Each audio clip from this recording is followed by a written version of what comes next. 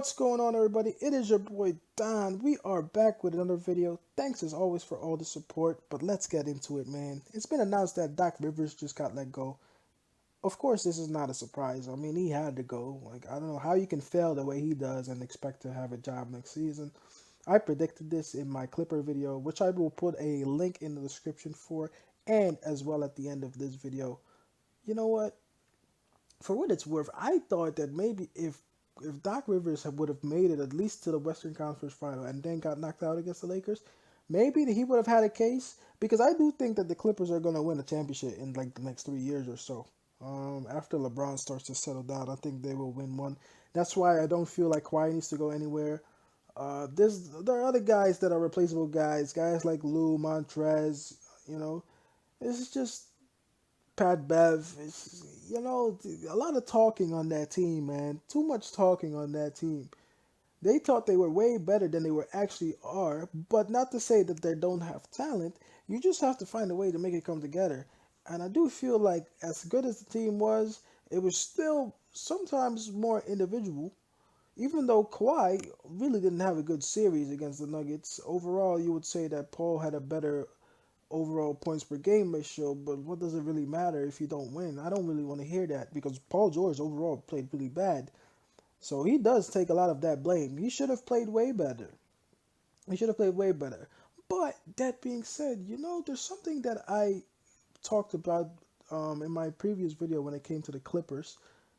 It's like I feel like I feel like Doc Rivers is very overrated. Tell me not. Doc Rivers is very overrated in my opinion. I do not feel like ever since the Boston Celtics, Doc Rivers really has the resume to really stay in the league for as long as he has. To be honest, he's been in that Clipper team a long time now.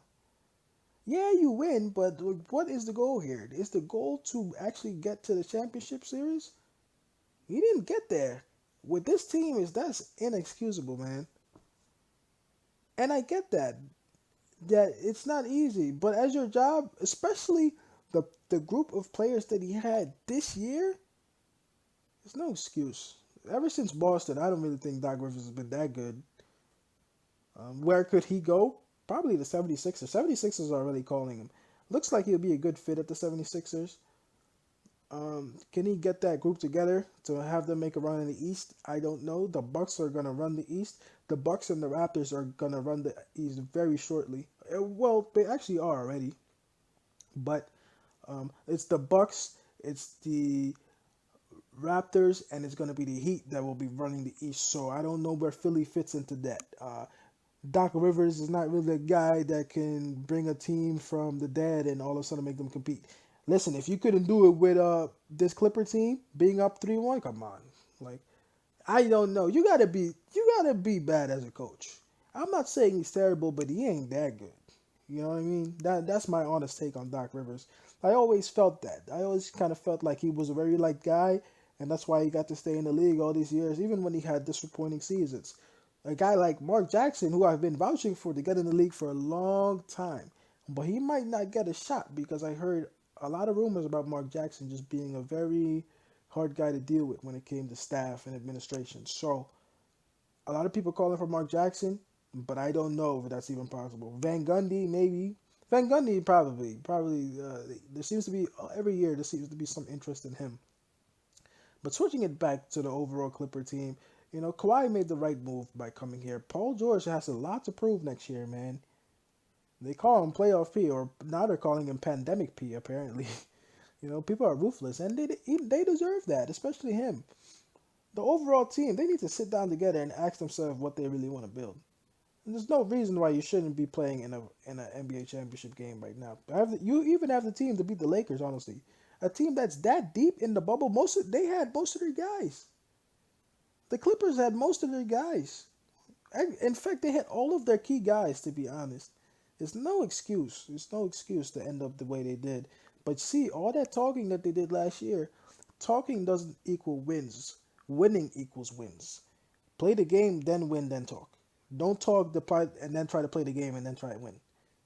You're gonna get humbled. Nuggets humbled you.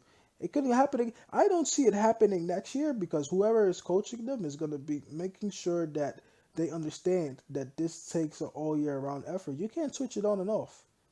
They thought they were in the clear when they were up 3-1, and all of a sudden you let the Nuggets come back and they lost it.